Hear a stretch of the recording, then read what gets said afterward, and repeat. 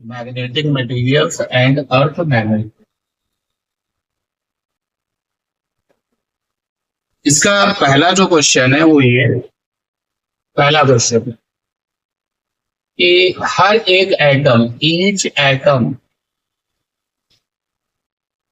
है its own magnetism.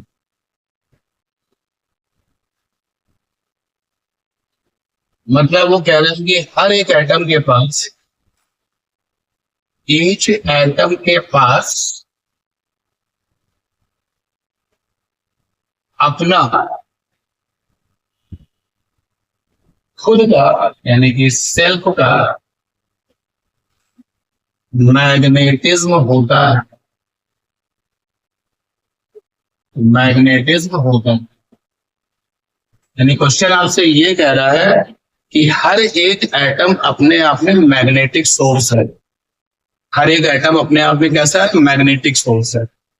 यानी each atom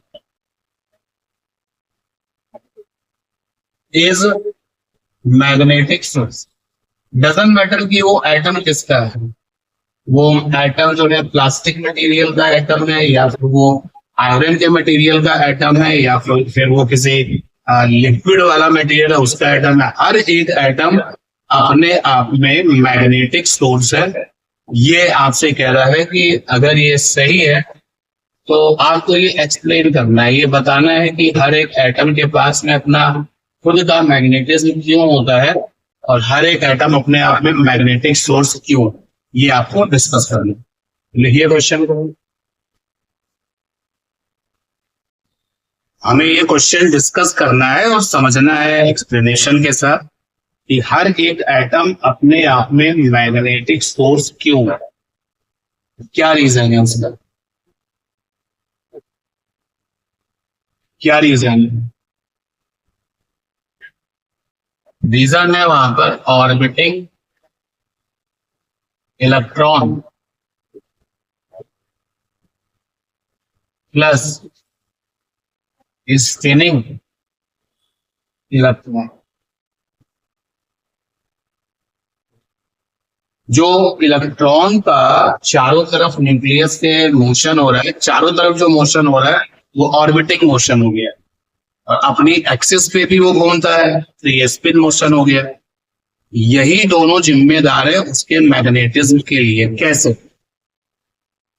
orbiting electron जो है वो इक्विवेलेंट हो जाएगा, orbiting electron is equivalent current loop.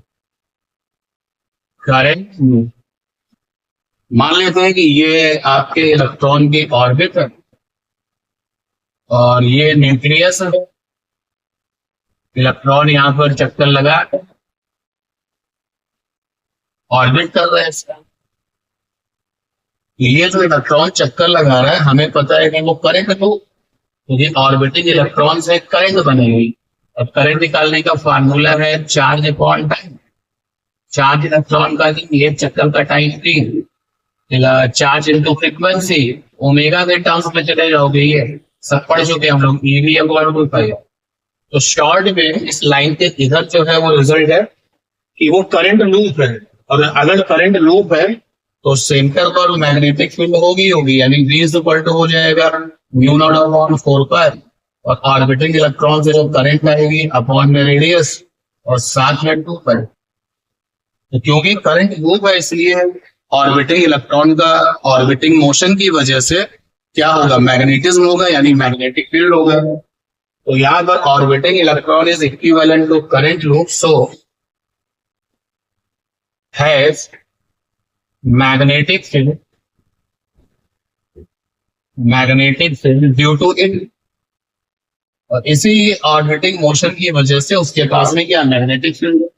Spin motion भी हो रहा है, तो स्पिन मोशन भी एक तरीके से क्या है? करंट लूप है। और सेम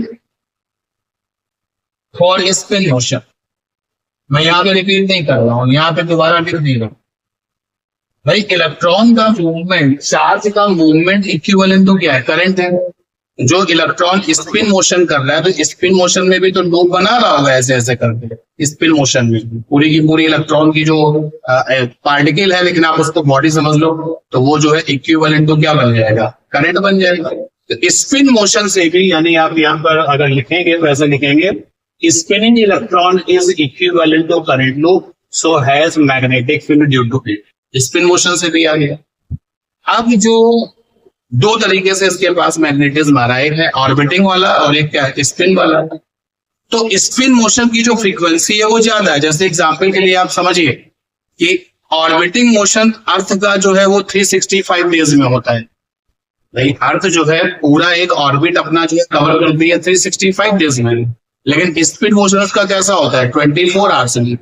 तो 365 डेज में जो स्पिन मोशन निकल के आएंगे वो बहुत सारे निकल के आएंगे, यानी स्पिन मोशन जल्दी जल्दी हो रहे हैं, उनकी फ्रीक्वेंसी ज्यादा है। सेम ईयर कि यहाँ पर जो स्पिनिंग मोशन ऑफ इलेक्ट्रॉन है उसकी फ्रीक्वेंसी बहुत ज्यादा है as compared to the orbital motion. और इसलिए जो मैग्नेटिज्म में जो हिस्सा है, जो मैग्नेटिज्म में जो पार्ट है, वो किसका है, स्पिन मोशन का ज्यादा होगा और ऑर्बिटिंग मोशन का कैसा होगा, कम होगा। तो यहाँ पर जो कैपिटल बी है due to spin motion, due to spin motion of electron, वो ग्रेटर है capital B due to orbiting motion of electron.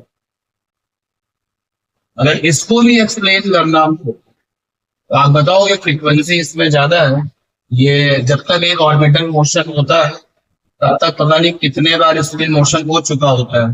तो एक ऑर्बिटल मोशन होने में जो मैग्नेटिज्म आता है, स्पिन मोशन क्योंकि बहुत जल्दी जल्दी हो रहा है तो वो कई बार हो चुका होता है। दैट इज वाई जो मैग्नेटिक प्रॉपर्टी है एटम के पास, वो बिकॉज ऑफ द मैग्नेटिज्म जो आपका स्पिन मोशन है वो कैसे है, ज्यादा।